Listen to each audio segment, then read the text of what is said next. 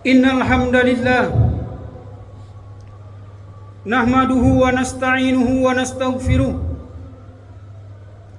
wa na'udzu billahi min shururi anfusina wa min sayyiati a'malina. May yahdihillahu fala mudilla lahu wa may yudlil fala hadiyalah. Wa ashhadu an la ilaha illallah wahdahu la syarika lah wa ashhadu anna Muhammadan abduhu wa rasuluh.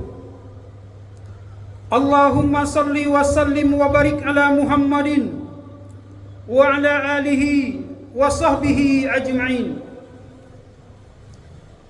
Qala Allah ta'ala fi kitabihil karim, ya ayyuhallazina amanu taqullaha haqqa tuqatih wa la tamutunna illa wa antum muslimun. Ya ayyuhan nasu ttaqu rabbakumul ladzi khalaqakum min nafsin wahidah wa khalaqa minha zawjaha wa bassa minhuma rijalan katsiran wa nisaa'a wattaqullaha allazi tasaaluna bihi wal arham innallaha kana 'alaikum raqiba. Ya ayyuhallazina amanu taqullaha wa qulu qawlan sadida yuslih lakum a'malakum wa yaghfir lakum dzunubakum wa may yuti'illaha wa rasulahu faqad faza fawzan 'azima. Amma ba'da. Ma'asyiral kaum muslimin rahimani wa rahimakumullah, sidang salat Jumat yang dimuliakan Allah Subhanahu wa taala. Marilah kita selalu senantiasa bertakwa kepada Allah Subhanahu wa taala. Takwa sebagaimana firman Allah Subhanahu wa taala, ya ayyuhallazina amanu taqullaha wal tanzur nafsum ma qaddamat lighad wattaqullaha innallaha khabirum bima ta'malun. Wahai orang-orang yang beriman, bertakwalah kalian kepada Allah, dan hendaknya setiap diri kalian itu memperhatikan apa-apa yang kalian perbuat untuk hari esok. Bertakwalah kalian kepada Allah. Sungguh Allah Maha teliti terhadap apa-apa yang kalian kerjakan. Al-Imam Ibnul Jauzi rahimahullah mengatakan, hendaknya kalian itu memperhatikan amal apa yang telah kalian persiapkan. Apakah amal soleh yang akan menyelamatkan kalian, atau justru amal keburukan yang akan mencelakakan kalian. Selawat berserta salam semoga selalu tercurahkan kepada Nabi kita Muhammad sallallahu alaihi wasallam beserta keluarga dan juga para sahabatnya, dan juga orang-orang yang mengikuti sunnah dan jalannya dengan setia dan baik sampai akhir zaman. Ma'asyiral kaum muslimin rahimani wa rahimakumullah. Kita buka khutbah Jumat kita ini dengan sebuah hadis yang diriwayatkan oleh Al-Imam Al-Bukhari dan Imam Muslim rahimahullah, dari Anas bin Malik radhiyallahu anhu, di mana Rasulullah sallallahu alaihi wasallam bersabda, yalba'ul maita salasatun, ahluhu wa maluhu wa amaluhu, farji'u yasnain wa yabqa wahid, farji'u wa amaluhu wa maluhu wa ahluhu wa yabqa wa amaluhu. Ada 3 perkara yang akan mengikuti mayit ke kuburan: harta, keluarga dan amal perbuatannya. Dan 2 akan kembali, yaitu harta dan keluarganya. Dan tinggallah 1 yang akan menemaninya, yaitu amal perbuatannya. Ma'asyiral kaum muslimin rahimani wa rahimakumullah. Ada beberapa pesan yang dapat kita ambil dari sabda Rasulullah sallallahu alaihi wasallam ini. Yang pertama, apa-apa yang kita usahakan selama hidup kita di dunia ini, apa-apa yang kita kumpulkan selama hidup kita di dunia ini, apa-apa yang kita cintai selama hidup di dunia ini, suatu saat akan kita tinggalkan. Baik itu harta, kedudukan, pangkat, jabatan, sawah, ladang, anak, istri, semuanya akan sampai hanya di tepi kubur. Dan yang akan menemani kita adalah amal perbuatan kita.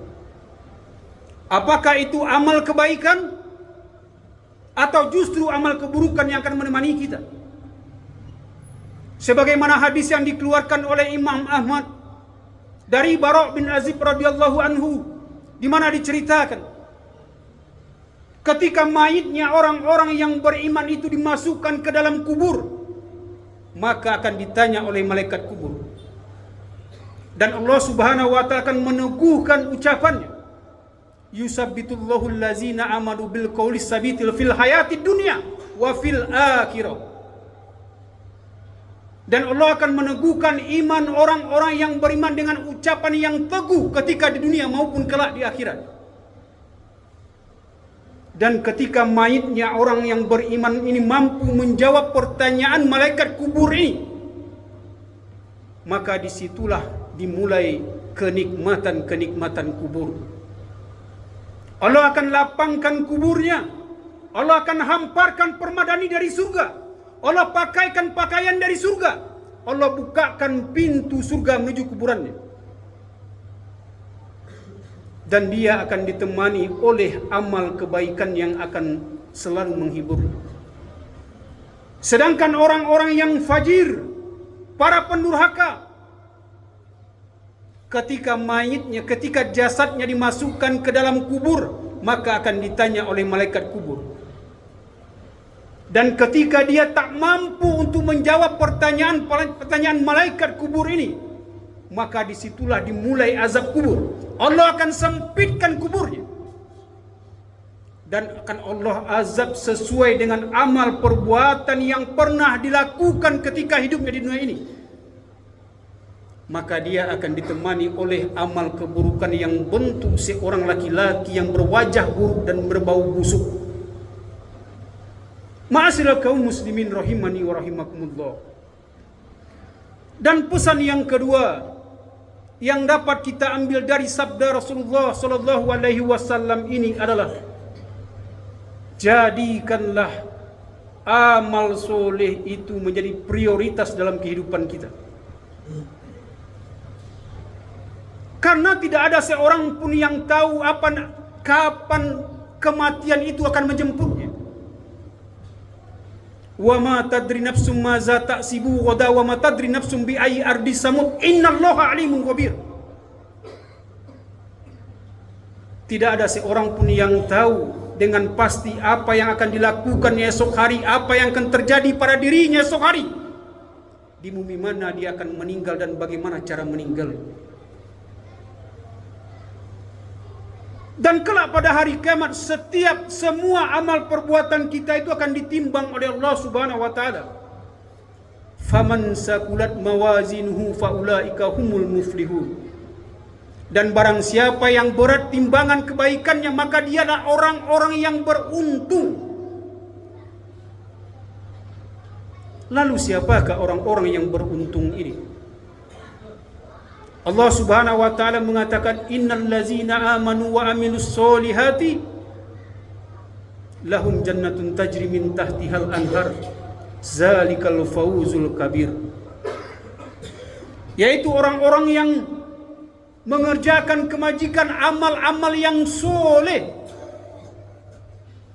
dan bagi mereka adalah surga yang mengalir sungai-sungai di bawahnya. Itulah keberuntungan yang besar. Lalu apa yang dimaksud dengan keberuntungan yang besar ini? Dan ini ditafsirkan oleh Rasulullah SAW dalam sebuah hadis yang diriwayatkan Imam Muslim, dalam sebuah hadis qudsi, di mana Allah Subhanahu wa taala mengatakan, aku telah menyediakan bagi hamba-hambaku yang soleh sesuatu yang belum pernah terlihat oleh mata, sesuatu yang belum pernah terdengar oleh telinga, dan sesuatu yang tak pernah terlintas terbetik dalam pikiran manusia. Inilah keberuntungan yang besar. Ma'asyiral kaum muslimin rahimani wa rahimakumullah. Dan pesan yang ketiga yang dapat kita ambil dari sabda Rasulullah sallallahu alaihi wasallam ini adalah mengajarkan kepada kita untuk zuhud terhadap dunia. Allah Subhanahu wa taala telah menjelaskan tentang hakikat dunia ini, di mana Allah Subhanahu wa taala berfirman, "I'lamu annamal hayatud dunya la'ibu wa lahu wa zinatu wa tafakurun bainakum wa takasurun fil amwali wal aulad." Di dalam ayat ini Allah Subhanahu wa taala mengatakan, "I'lamu, ketahuilah, annamal hayatad dunya, sesungguhnya dunia itu adalah la'ibun, permainan, lahun, sedagurawan, zinatun, perhiasan, tafakur, berbangga-banggaan, wa takasur, mengumpul-ngumpulkan harta, amwali wal aulad, berbangga-banggaan tentang banyaknya harta dan anak keturunan." Inilah hakikat dunia. Dan Allah Subhanahu wa taala telah menceritakan bagaimana penyesalan orang-orang yang lalai tentang dunia ini, di mana Allah Subhanahu wa taala mengatakan, waji'a yauma izin bi jahannam yauma izin yatazakkarul insan wa anna lahu zikra yaqulu ya laitani qaddamtu li hayati. Dan pada hari didatangkan neraka jahanam itu, maka sadarlah manusia pada hari itu juga, namun tidak berguna lagi bagi mereka kesadarannya. Lalu mereka mengatakan, seandainya dahulu kami beriman, beramal soleh ketika hidup di dunia ini, untuk kehidupan kami hari ini. Ma'asyiral kaum muslimin, di dalam ayat ini Allah menceritakan tentang penyesalan orang-orang yang lalai ketika hidupnya di dunia ini, ketika neraka jahanam ditampakkan kepada mereka. Lalu mereka mengatakan, seandainya aku beramal soleh ketika hidup di dunia. Namun apa boleh buat, semua angan-angan mereka itu tidak ada lagi berarti di hadapan Allah Subhanahu wa taala. Ma'asyiral kaum muslimin rahimani wa rahimakumullah. Dan pesan yang keempat yang dapat kita ambil dari sabda Rasulullah sallallahu alaihi wasallam ini adalah mengingatkan kepada kita orang-orang yang beriman, jangan sampai galeh kita, usaha kita, pekerjaan kita, harta kita, anak-anak kita, keluarga kita melalaikan kita dari beribadah kepada Allah Subhanahu wa taala. Di mana Allah Subhanahu wa taala mengatakan, ya ayyuhallazina amanu la tulhikum amwalukum wala auladukum an zikrillah wa may yaf'al dzalika faulaika humul khasirun. Allah mengatakan, Wahai orang-orang yang beriman, jangan sampai kesibukan hartamu, manggalemu, berdagangmu, bahusahomu, anak-anakmu, keluargamu, jangan sampai melalaikan kamu dari mengingat Allah Subhanahu wa taala. Barang siapa yang berbuat demikian, mereka adalah orang-orang yang rugi. Di dalam ayat ini Allah mengatakan, wahai orang-orang yang beriman, janganlah harta bendamu, anak-anakmu, keluargamu melalaikan kamu dari beribadah kepada Allah Subhanahu wa taala, karena itu semua adalah ujian bagimu. Innama amwalukum wala auladukum fitnah. Sesungguhnya hartamu, anak-anakmu adalah ujian bagimu. Ma'asyiral kaum muslimin, rahimani wa rahimakumullah. Dan yang terakhir, pesan yang dapat kita ambil dari sabda Rasulullah sallallahu alaihi wasallam ini, jadikanlah keluarga itu sebagai ladang amal bagi kita. Didiklah istri kita dengan agama. Didiklah anak-anak kita dengan agama, yang akan kelak mendoakan kita, yang kelak akan memohonkan ampunan kepada Allah Subhanahu wa taala ketika kita telah meninggal dunia.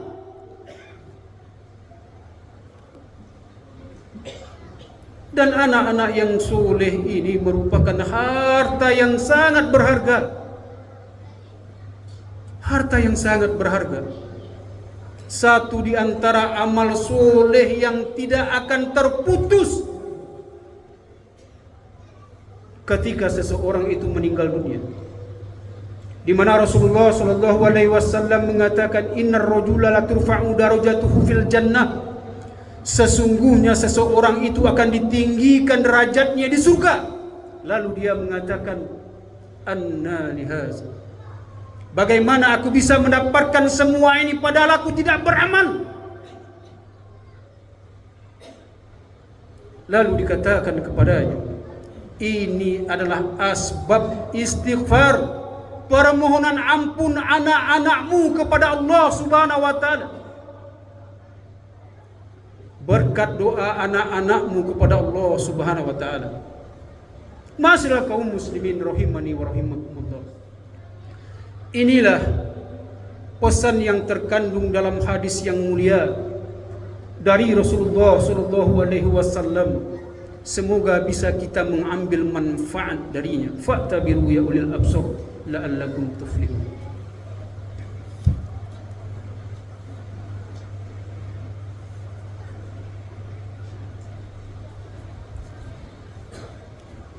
Alhamdulillah hamdan katsiran thayyiban mubarakan fi kama yuhibbu rabbuna wa yarda.